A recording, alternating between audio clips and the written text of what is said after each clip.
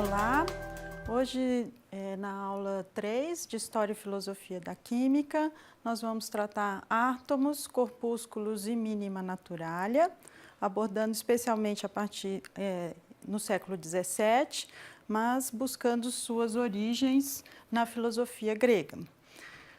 Onde aparece o conceito de átomo inicialmente? O Demócrito, que é um filósofo pré-socrático, que viveu no século V a.C., ele começa a trazer o conceito de átomo, que seria o indivisível. E como que funcionaria, então, esse átomo? Tomando a matéria e dividindo em partes cada vez maiores, chegaria a um determinado ponto que não se conseguiria mais dividir essa matéria.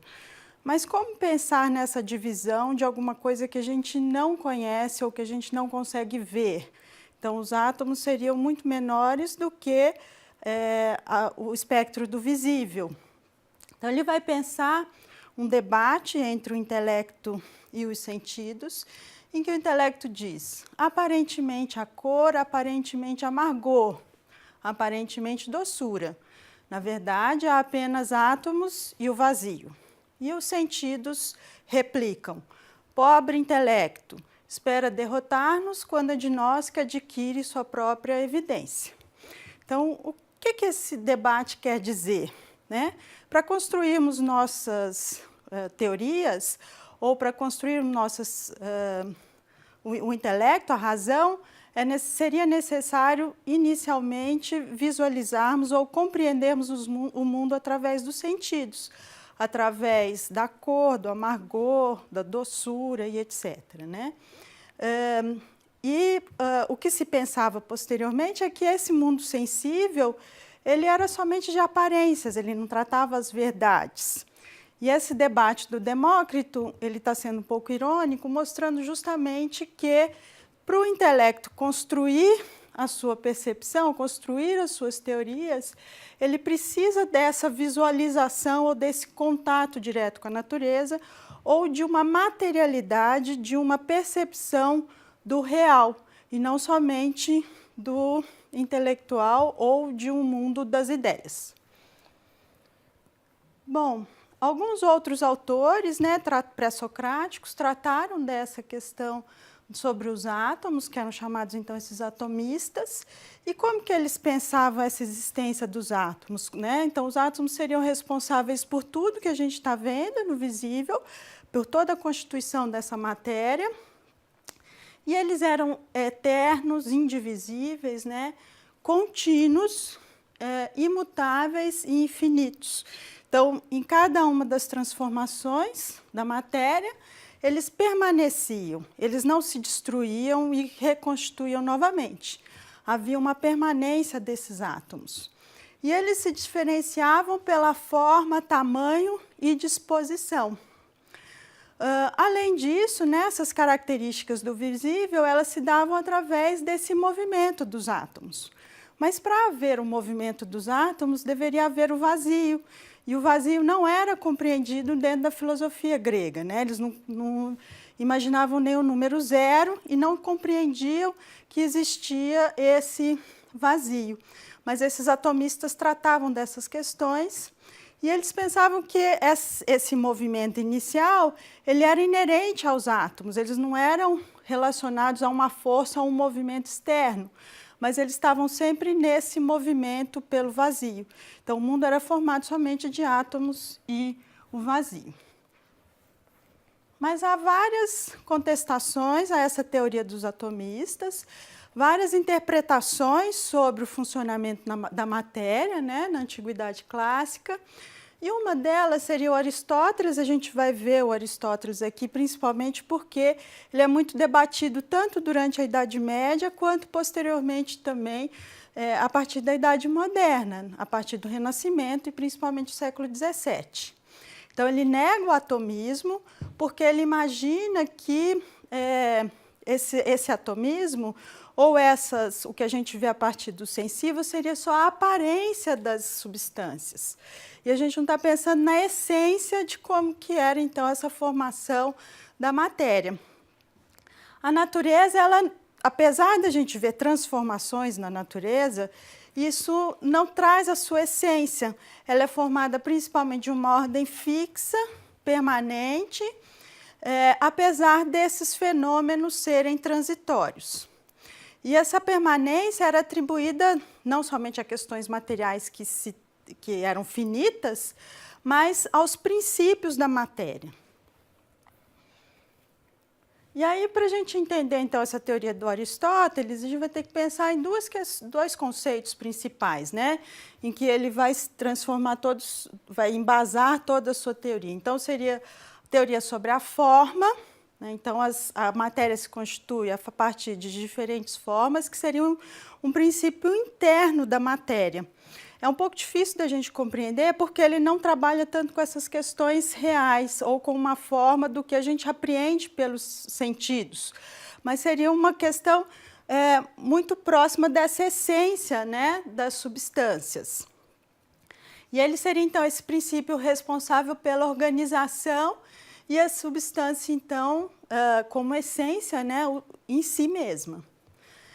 A matéria, então, ela seria indefinida e sem ordem, que seria, então, apreendida através dos sentidos, e ela seria capaz de receber uma determinação relativa à forma. Então, a forma se transformaria, e essa transformação nas formas, ela levaria, né, a uma transformação também na matéria, nessa percepção do mundo real.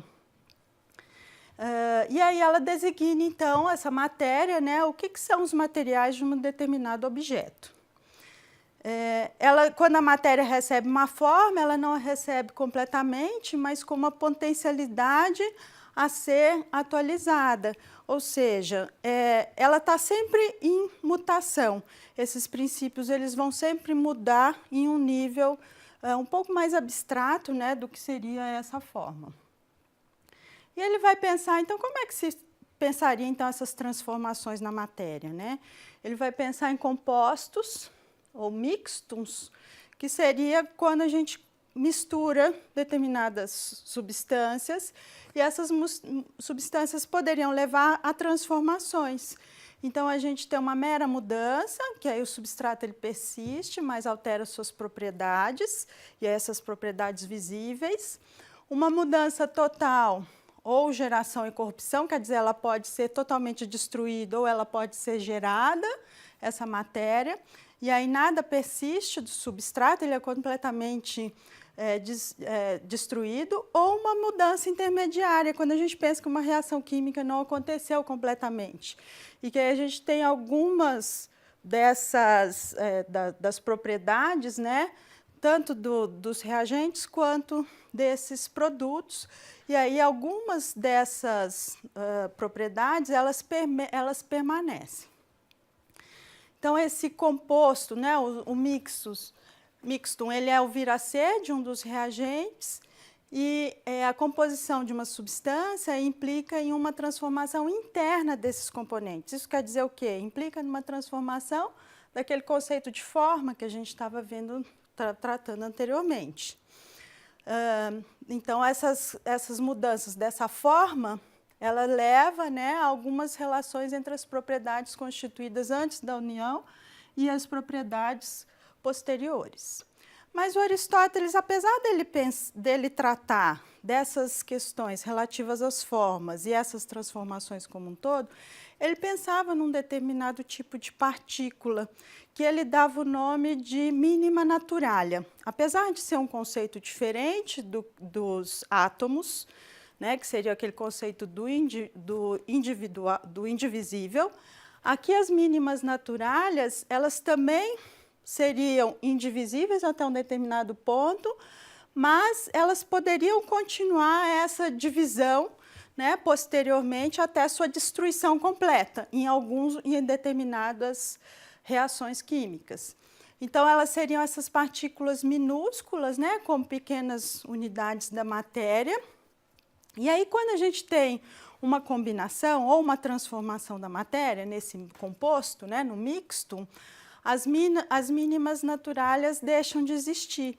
Então, elas são provisórias, elas acontecem só no movimento de transformação dessa matéria, e aí depois, quando a matéria ocorre uma transformação de suas propriedades, essa transformação significa que houve uma mudança da forma, né? E aí essa mudança da forma está relacionada à formação de novas substâncias.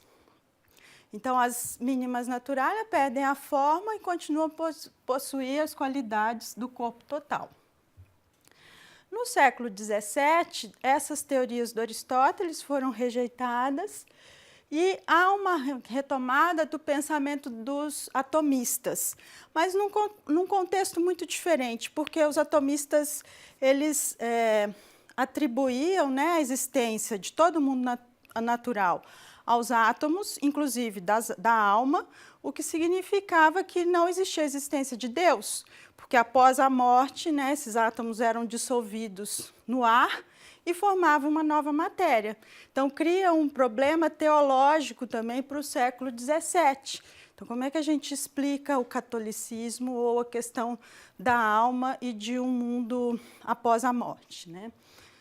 Então, essa retomada dos atomistas, ela é pensada só no movimento de materialismo, e alguns dos autores eles vão se aproximar mais desse pensamento do Demócrito e outros não chegam a falar diretamente na concepção sobre átomos. Quando a gente pensa nessa ideia de um mecanicismo, o que quer dizer isso? É analisar o universo como um todo, né? Assim como um funcionamento de uma máquina. Então, nesse período, há uma grande quantidade de máquinas e a analogia direta com esse universo mecânico. Ela possibilitava, então, o homem a criar. Se ele criava novas máquinas, ele criava o artificial. Ele, assim como Deus pode criar a matéria e pode criar os seres, o homem também poderia criar, né, seus próprios mecanismos. Com isso, quando a gente pensa nesse funcionamento da máquina, se pensa em engrenagens, e o movimento e a interação dessas engrenagens mostram a relação do todo ou o movimento do universo como um todo. Então, para a gente entender cada uma dessas partes, ou entender o universo como um todo, a gente poderia dividi-lo em várias partes e analisá-las individualmente. Então, é como se a gente fizesse uma anatomia dos corpos. O que significa isso? Dividir os corpos em unidades cada vez menores.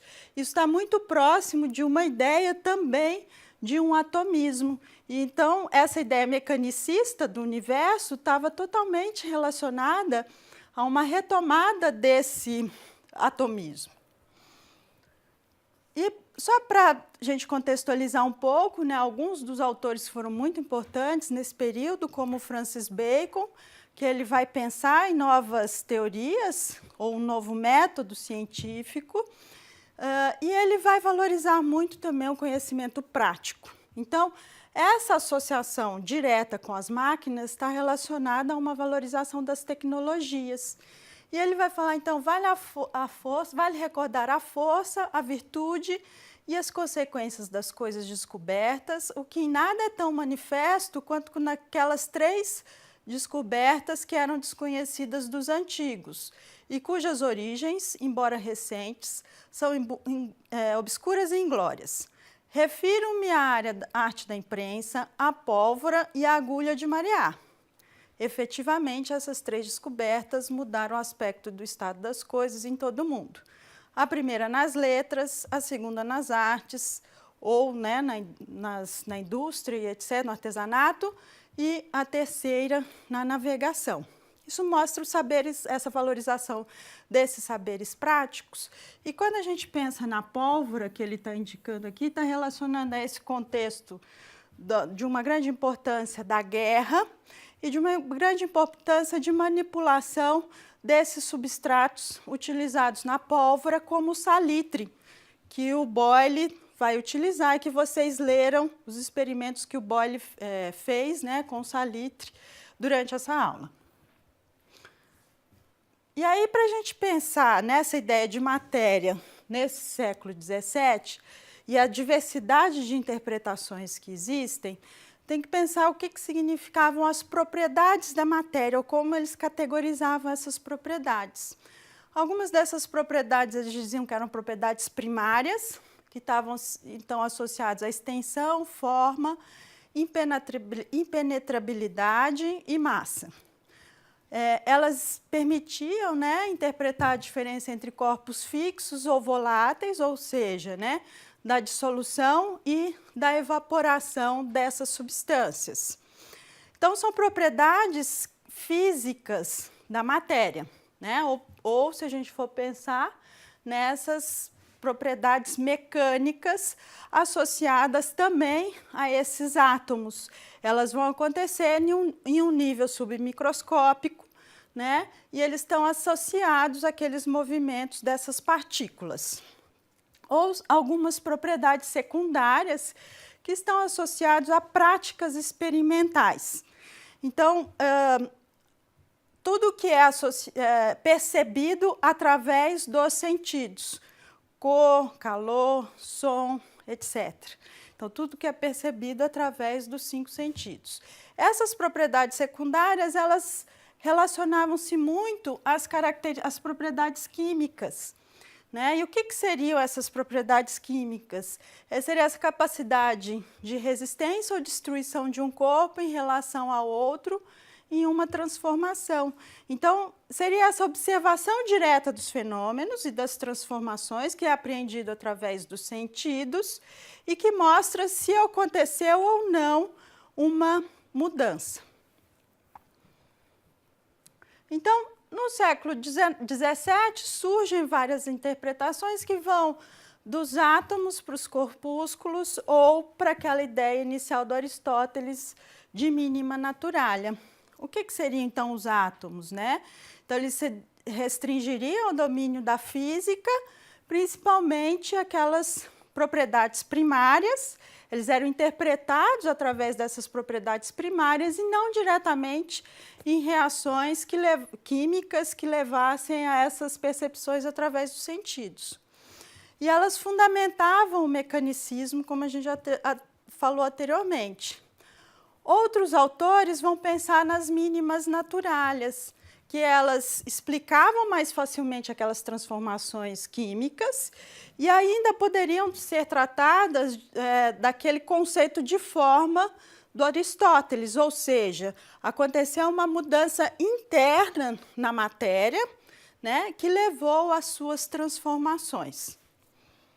Mas o que a gente vê no século XVII é que havia algumas teorias ecléticas, alguns que misturavam tanto uma interpretação mecanicista quanto uma interpretação próxima dessas propriedades químicas e próximas do que o Aristóteles tratava como forma.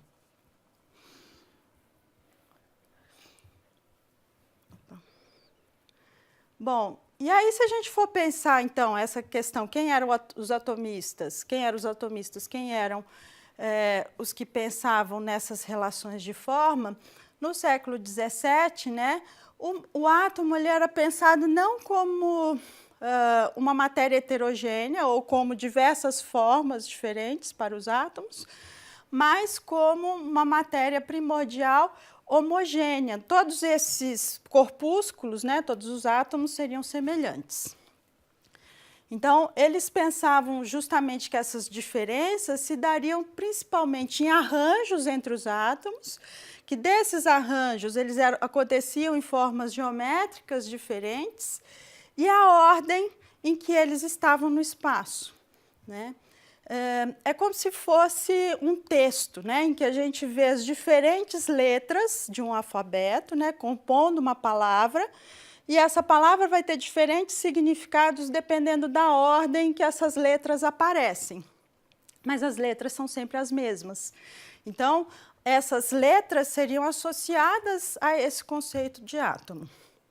Então, na transformação química, acontecia uma composição, uma combinação e uma separação entre partículas que eram pré-existentes à transformação. Quer dizer, aquele conceito de que a matéria ela é imutável e ela é eterna, que vem dos atomistas gregos, ela retorna aqui.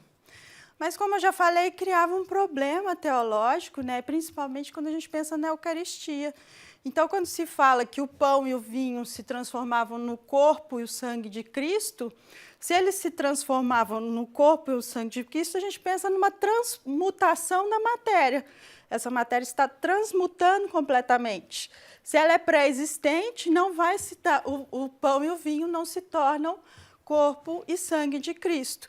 Então, alguns autores não acreditavam na existência de átomos ou não tratavam desse conceito, como Boyle, por exemplo, justamente por essa questão,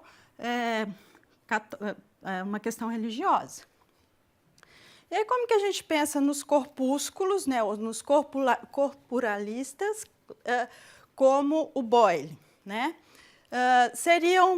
Ele não pensa exatamente em átomo, porque isso traria um problema religioso, mas ele vai pensar que como se fossem blocos de construção, né? Ou pequenos corpúsculos, em que a gente construiria como se estivesse construindo prédios, edifícios, que se davam diferentes formas quando esses tijolos são empacotados, né?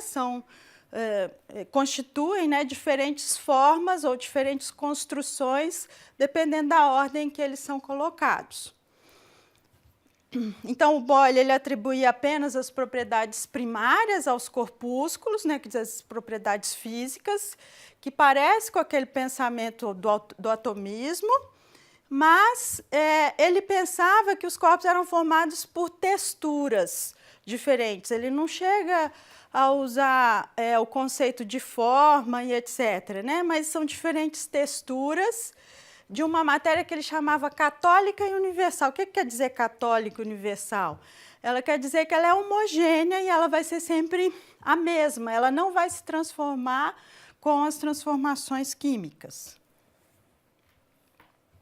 E aí, quando a gente pensa, né, então seriam mais próximos de uma teoria que seria mais mecanicista, como a gente vê aqui, né, pensando esse universo como uma máquina, dividido em diversas partes, e outros seriam próximos de uma ideia organicista, ou seja, de um universo total, né, próximo daquele conceito aristotélico, e é nesse conceito, então, eles se transformariam inicialmente, né, pensando mais essas propriedades químicas. O que a gente vê nesse período é uma mistura entre essas duas concepções. Então, alguns filósofos mecanicistas, eles pensavam na transformação, apesar de acreditar na existência de corpúsculos ou átomos, né? E aí a gente pode pensar, né, como exemplo, o trabalho do Boyle ou do Newton, que nós veremos na próxima aula, e em uma filosofia mecanicista era totalmente as concepções orgânicas da matéria, ou essa concepção que nós vimos nas últimas aulas também, de uma relação entre o macrocosmos e o microcosmos. O universo era pensado de uma forma contínua. Então, as transformações orgânicas, elas poderiam ser tratadas em termos de rearranjos mecânicos entre as partes. Bom, então é isso. Tenha um bom estudo e essa foi a bibliografia utilizada para a elaboração dessa aula.